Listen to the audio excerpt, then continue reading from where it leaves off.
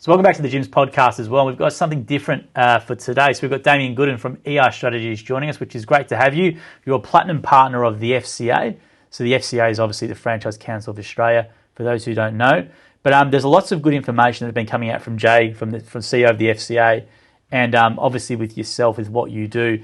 And it's really important to the group because we've had a lot of new things happening, and I don't think a lot of franchisors and franchisees are aware. I know that our group as a national franchisor has been doing some meetings with franchisors to let them know of these new obligations, but I don't think sometimes you've got to keep repeating the message and to get these things really through to people and how serious it's going to be. So, Damien, with your business, do you want to tell us a little bit about what you do and who you help? Mate, it's never a dull moment in industrial relations in the current environment. We look after a number of different franchise groups, basically helping them with their industrial relations compliance. What that looks like is different for different groups, but we're taking an approach that goes across the whole network. So the franchisor, as an employer and as their responsibilities under the Vulnerable Workers Act have their responsibilities, we've got support and products that talk directly to that. We do a lot of going on the road and educating franchisees and presenting at conferences and those sorts of things. We've also got payroll auditing that we do. We have support networks for the franchisees themselves as their own employers. So whilst they're sitting in the franchise network, they're still, if they've got their 10 staff, they've still got to make sure they're paying them correctly and all that sort of stuff. And then part of the Vulnerable Workers Act again is, how do you know what's happening in your network? So we provide helpline services for employees of franchisees to go around their franchisee and up to the franchisor if they can't get a resolution with their franchisee. And also payroll auditing so that the franchisor knows that their franchisees are paying people correctly and doing the right thing. Yeah, because there's a lot of changes that have come through. There's been a lot of good information coming from the FCA, so people should sign up to that newsletter on their website. But there's a lot of stuff which is really relevant to our people, so it was great to have you in to talk about this sort of stuff. So the first one I want to talk about is Payday Super, which a lot of people will be hearing about. So do you want to talk about that and the obligations with franchisors and franchisees? Right. So, well, as all of you who are listening and watching would know, Super has been able to be paid up to quarterly. You could leave it as long as per quarter.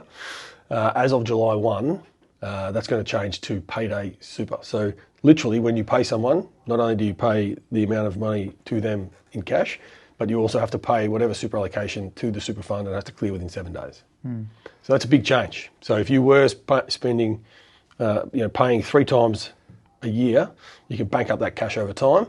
You're not going to have that. So hopefully a lot of businesses have already stepped in and changed their model from at least quarterly to monthly, if not to weekly.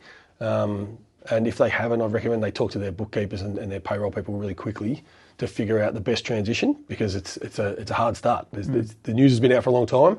Unfortunately, industrial relations is not super popular, so sometimes things take a little while, and then the deadline looms and everyone goes, oh, right, what do I do now? It's hard to catch up on cash flow late in the piece. So hopefully people can get some good advice and navigate that in a way that's not too bad. I think there's a little bit of lending activity that's coming along because it's been identified that businesses are going to be really stressed.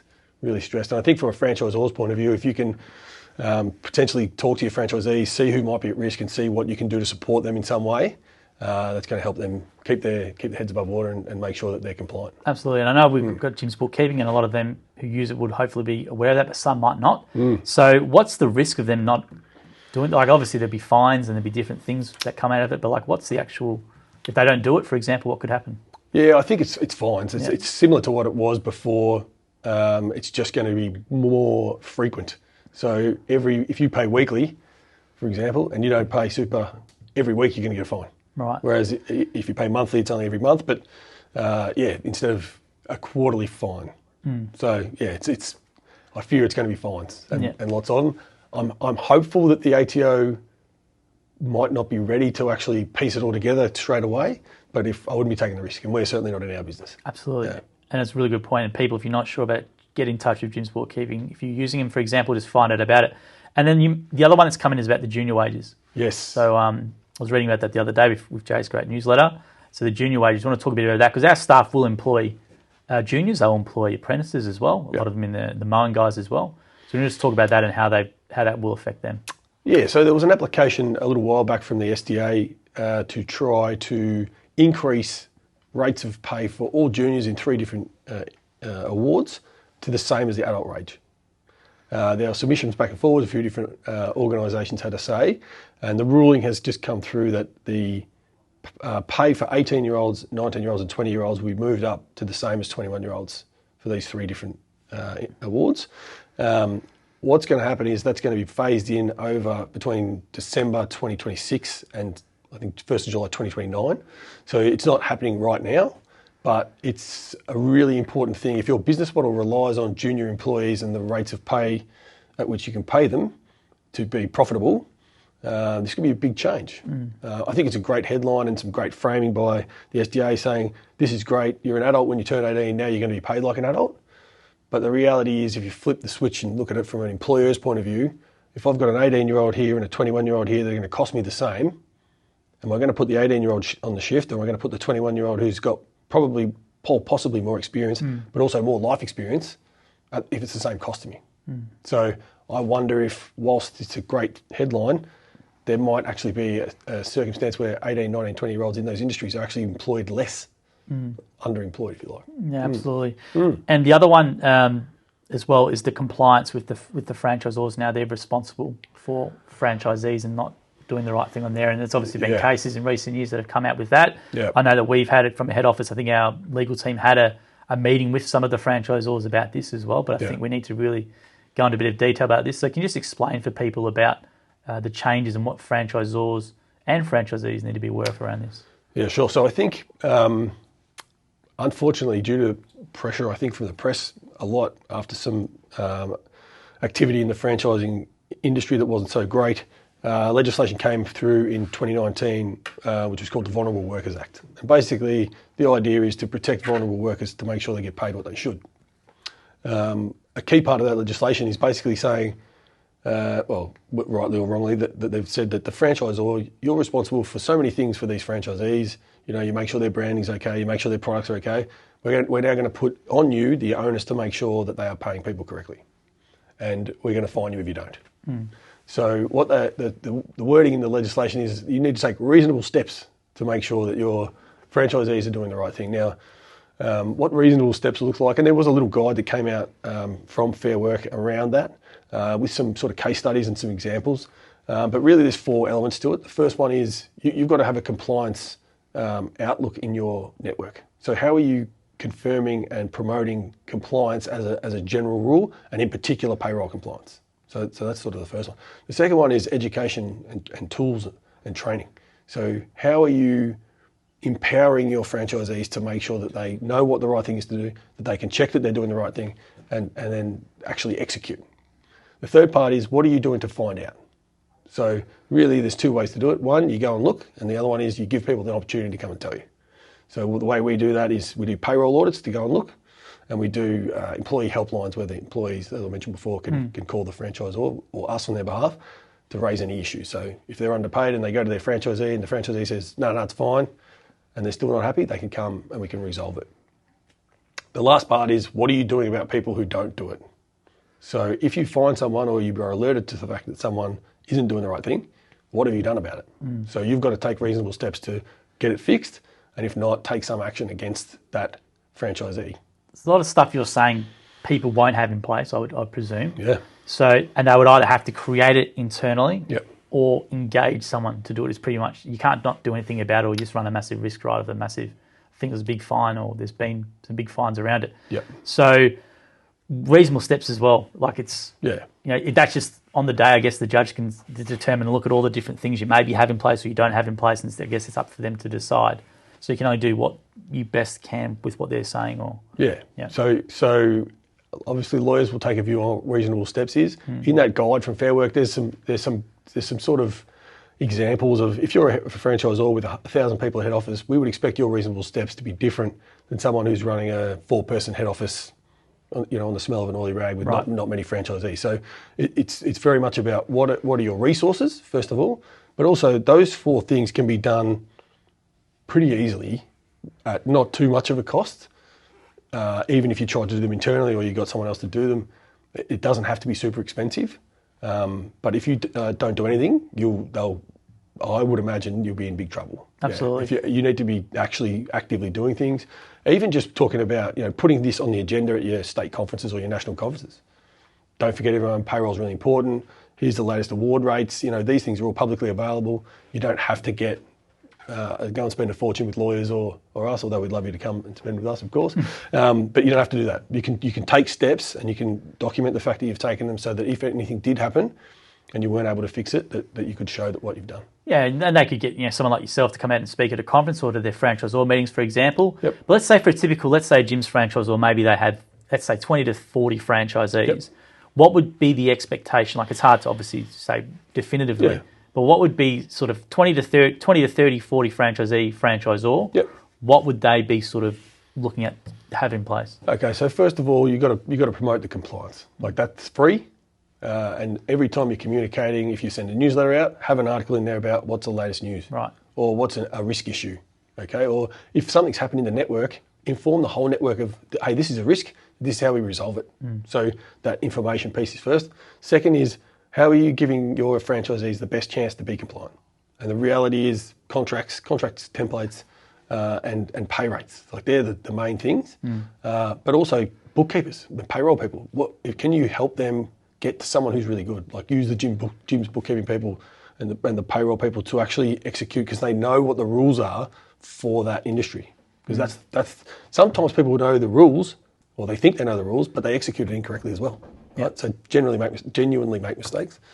And then the last piece is, I would say you probably want to be doing at least self-auditing, where the franchisee has to sign a form to say they checked the payroll for a week or a month or something, and we checked it against the award, and we're saying to you that it's correct. Well, that's new to us, because we obviously, in gyms, we're a little bit different. We have a flat fee model, so we don't know what franchisees financially make, because we don't take percentage of revenue. So that for us would be something that would new, but you'd say that would be an important step to add into the... Well, I think so, yeah. Right. Or if you've got, business managers going between the franchisor and the franchisee, that part of their check-in each month or quarter or however frequently that's happening, that they're doing a spot check on that. How many people did you pay? Did you pay super?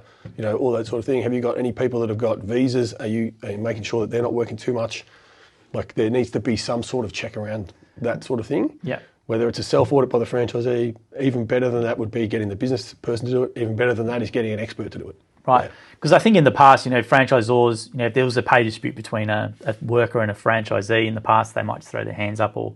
Absolutely. And they obviously just cannot do that now. It's not reasonable to do that at all. Absolutely not. Right. So doing nothing and saying it's not my responsibility or I don't care since 2019 is off the table. Okay. Yeah. So I think for our divisions and franchisors and franchisees listening, they need to take this really, really seriously. It's definitely the message of it as well. Yep. Is there anything around that else that they should know, like from a franchisor level? Or from a franchisee level? Well, I think if the franchisor is a member of the FCA, right, there's an FCA hotline that we run for any member to call. Okay. So if the franchisor signs up, they'll be able to call on behalf of their franchisees and say, hey, we need this. And some of that you'll get for no charge. Not necessarily all of it, but yes, there's an element of part of your membership is some of that advice. So I'd recommend all of those franchisors have a look at a membership, because it's probably a pretty efficient way to get access to that industrial relations assistance, plus all the other cool stuff you get being a member of the FCA. That's a good point. And what about from the franchisee level then? Because a franchisee might have 20 staff or 10 staff, and they're going, geez, what do I do about this? A lot of them hopefully will be taking actions already around this. But what should the franchisees then do in this situation? Is it something where engage experts like yourself, or they talk to the gym's bookkeeper, or what do they actually need to do to make sure they're doing everything that's correct to stay in the good books? I think probably step one, if the franchisors are providing the information around, here's the rates, here's the awards that we're under, awards, and here's the rates of pay, just make sure that the bookkeeper / payroll people have that information. Yep. That's thing one. And then the thing as an employer is things change. So people have birthdays, that might mean a change in salary. People change duties, that might mean a change in salary or wages. So you've got to be aware, don't just put it in and forget about it. There are things that change. There's an annual review where all wages are reviewed, and will probably go up 3.5% this year, I would say, given inflation, etc. Who knows? But that's 3 months away or so. So don't just sit and forget. Take the advice from the franchisor, but then execute and review often. Yeah, because what you just said then, like for me, I know most franchisees might not even think about that. I wouldn't have thought about that. Yeah. Like, changing duties, for example, and if you have a disgruntled employee or something that doesn't leave the business well, and they can then claim all these things against you as well. Like, that's definitely something that I don't know many franchisees would probably be considering or thinking about. So change of duties you mentioned. You mentioned some stuff earlier about overtime and things like that as well. Yeah, so I think the fundamental thing for every person who's employing one person or more is timesheets. Right. You need to be able to prove what people worked. So if any claim comes back to you later on, someone says, I worked overtime or whatever, I'm trying to claim something, that you have a record of what everyone worked. And I'm talking everyone, even people that are traditional, I work at a computer, I'm a salaried employee, I don't need timesheets. You need timesheets. Everyone. Right. There's 12 awards that have specific annualised wages provisions. And in those 12 awards, the provisions say that you can pay someone a salary, but after 12 months, you have to compare the hours that they worked against and what they would have been paid if they were paid award rates against what they were paid as a salary. And if you have paid them less, then you have to make good. Okay. So that's 12 awards. Everyone else, the way salaries work, as we've known them, is actually not really, well, it's not that it can't be done, but it's a risk because you still sort of have to do that. You have to actually make sure that people are paid the amount that they work in a pay period at that payday. Mm. All right, so now we've got a case study here, and this is about offsetting the salary in overtime employees. Yes. Right, so let's talk about this, what you've got on screen. So Charles is going to do some nice little mock-up here with what we've got, but do you want to have a go through here with some numbers so people can see? Okay, so top line, we've taken an example of an employee on the Clerks Award in the second row. The base hourly rate for an ordinary hour is $26.96. Overtime rate for the first 2 hours of overtime they work is $40.44. So that's just the rates of pay that they should be paid. Ordinary hours is your 38 hours, and if they work 2 hours of overtime a day, each of those hours will be at $40.44. There's a weekly rate there, which is $1,024, and then the annual minimum that person should be paid, assuming they work 38 hours a week, is $53,268.80. Okay, so that's the minimum you have to pay that employee if they work every week, including leave, etc. So let's say you go, well, I don't want to go close to it. I'll pay them $55,000. So I'm definitely safe. I know it's 53 and a bit, 55. I'm definitely safe if they work an hour of overtime here or there. Okay. So the next bit down is the buffer per year. So the salary per year is 55. The buffer is the 55 minus the 53 and a bit you've got to pay. So that's your buffer. Now, if you get your buffer, your 1,731, and divide that by your overtime rate, 40.44, you'll get how many hours per year are in your buffer. So in this example, if you paid someone on this level, 55,000, in theory, they would have 42 hours of overtime that they could work without needing to be paid more. Mm-hmm. If you break that down to a weekly, the weekly dollar buffer that they have is $33, and the weekly hours that they have is 0.8, so just under 1, so 42 divided by 52, right? So let's take a circumstance where it's obviously a contrived example for the purpose of explaining this, but someone works the first week of the year, they work 10 hours of overtime, 2 hours per day for the 5 days, and then for every other year they work 38 hours on the dot, okay? So the first week they would be due 38 times the base rate, or the 1 weekly rate, which is 1,024, 10 times the overtime rate, which is 40.44. So that totals up to $14.28 and 88 cents. For the other weeks, they're to be paid $1,024.40. When you add that together, the total that they would have been due is $53,673. They were paid $55,000 as a salary, so that would be an overpayment effectively of $1,327. Right? So that was the old way of the world. So you left the buffer in there. If someone works some overtime, the buffer would take care of it. So in most contracts it says plus reasonable overtime. That's, in most awards, that's no longer the case. With the Clerks Award and some others, there are provisions specifically to do this, but outside of those specific awards, the new way of life is that you have to actually look at just the 1 week as an isolated week. So that overtime week, the amount due is the same, $1,428.88, but they would have been paid $1,024 because that's the weekly pay of the salary, which they would get every week. Regardless of what happens in the other 51 weeks, in this case, there's a payment due in addition of $404.48 right, for that week. Now, these things change. It's per pay cycle. So if you pay weekly, it's every week. Your buffer is only applied to a week. If you pay fortnightly, it's a fortnight, monthly the month. So this is a really big change in the way things are calculated and the assumptions that business owners make when they put someone on a salary and say it's all going to be fine or smooth out over the year. So this is something I don't think people will be aware of. And they obviously, if they do have a good advisor or good people, they would be getting told about this, but some of them might not be. So it just sounds like, you're going to be obviously underpaying staff, because we do know the media, especially with these types of things, especially it doesn't matter what type of underpayment it is, it can be really extremely damaging. It doesn't matter, franchisee, franchisor level. So with this sort of thing, what do people need to do? Timesheets again. Record keeping. I know I've been banging on about it, mate, but if you can't prove what someone worked, you can't prove what they were due. Right. So if someone makes a claim later on and says, I did 2 hours of overtime every day, like this, and they could come back with this sheet, right, and say I was due $400 a week more. And you could say, well, no, you're not, because I know you worked these hours because we put the timesheets in, you put it in, and I approved it, and we have that record. Right. Now, whether that's a piece of paper, which will be terrible to go back through later, but will work, or it's a punch card, or it's a system, a cloud-based system or whatever, even Excel sheets, you just need evidence. Right. Yeah, that's what's going to protect you. You also need to make sure that you're checking all your salaried employees every pay cycle to see what overtime they worked and whether or not the buffer for that pay cycle was enough to cover it. And if not, you might have to make an extra overtime payment. Well, that's going to be something as well, which I think people need to might not even know about or have in place. Obviously, whoever's doing their payroll or whatever they've got in place, they have to now take this into account with everything they do. Yeah. So really, really important information. It is, and I think the simplest way to remember it is, whatever anyone works, they have to be paid for in that payday. Right. That's the simplest way. Yeah. So regardless of the salary or whatever they worked, they have to be paid. Right.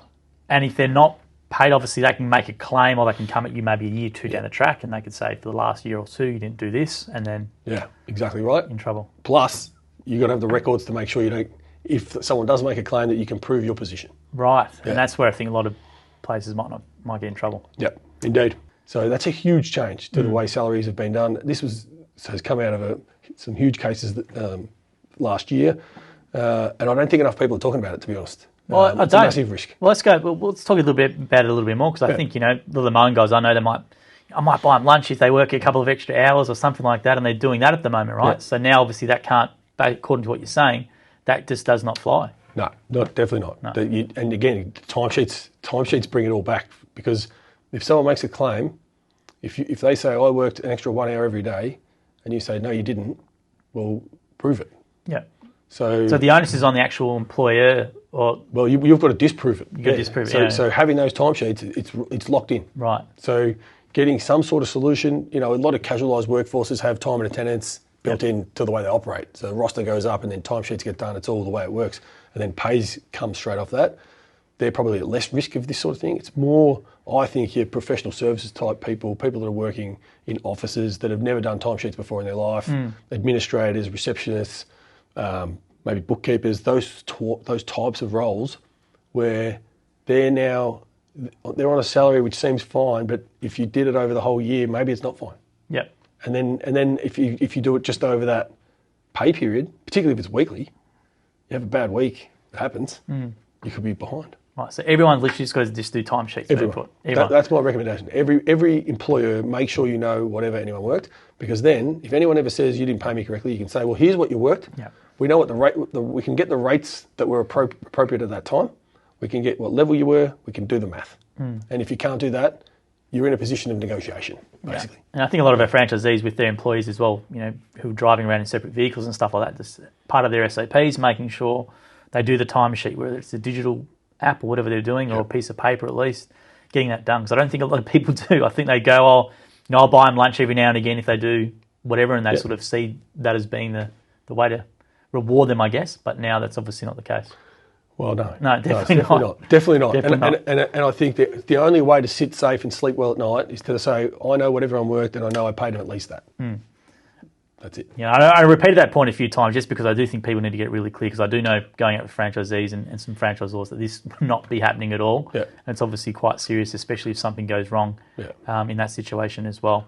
Now, is there anything else? Sorry, no, go down. I was just going to say, so to that, talking about the reviews or the self-audits, have I done timesheets for my staff? Like putting that on that audit, whether that's through your business manager or through the franchisee doing it themselves. That's a really big one. Yeah, because it protects everybody. Because it's a massive onus now on franchisees and franchisors, I guess, with all this extra stuff, and they've got to they can't just put their head in the sand with it. They've got to have a solution. So the solution is either maybe be a member of the FCA to get some support that way as well, either do it internally and build this all out internally, or just engage someone like yourself or Jim's bookkeeping people, whatever. But they have to actually tackle this. They just cannot put their head in the sand. Absolutely. Right. You need to have a position like you do with a cybersecurity threat. What is your company going to do if there's a cyber issue? What's your plan? Well, we're going to say we've got all these backup things to do. What happens if Fair Work knocks on the door and says, show us what everyone got paid? You need to have a strategy. Yeah. Very true. If an employee goes disgruntled or whatever, it can throw a whole lot on your organisation. It just takes one person. That's right. Is there anything else as well, Damien, from the new rules that have come out that will be relevant to franchisors and franchisees? I think the major message for me is just record keeping. Record keeping is the number one takeaway. It's not hard to do. And there's systems, like we've got some technology that does it, but there's plenty of systems out there that can make it light touch. But the value of that 5 minutes a week or 5 minutes a month being spent on timesheets to the business from a security point of view going forward is immense. I can't speak how highly important that is. That'd be the number one takeaway for me. Yeah, and for those who don't know, you guys do work closely with Lloyd and the Jim's bookkeeping franchisees. Yeah, we do. Well. Yeah, so I've presented at the bookkeeping conference a few times, and we support the bookkeepers with support and advice with their clients. So they sort of like we're their back office for their HR. Right. Yeah. So you're sort of already doing it in a way. So yeah. And so this is something like a franchisor divisional. They could reach out to you, Damien, at ER Strategies, and they could just get an overview of what they've actually got to do. Absolutely. And then obviously you have that phone and that support in place if they want to do it. Yep. And I think it's definitely something where they've got to take seriously. I know we've been doing meetings from a head office point of view, obviously for our compliance as well, to try and, we have been saying it, but I still think more probably needs to be done at the franchisor or franchisee level to do this sort of thing in place. Well, if you're having those meetings, that's the first step, right? We're talking about the compliance culture, right? Yeah. And promoting that across the network. That's phase one. So you're doing the right thing. Well, I think the thing, reasonable steps, it's up to someone, a judge, to decide, right? So you've obviously got to try and reduce as much as you can by doing, we've done these meetings, we've done this, we've done that, but still it might not be enough, right? Or it might lessen whatever's going to happen. But I think all these changes coming out, which there is a lot, I think people need to really take it seriously. So Damien, thanks for coming out today. We do appreciate it. If you want to get in touch with Damien, just Google ER Strategies as well, or talk to your Jim's Bookkeeping franchisee and they'll be able to help you as well.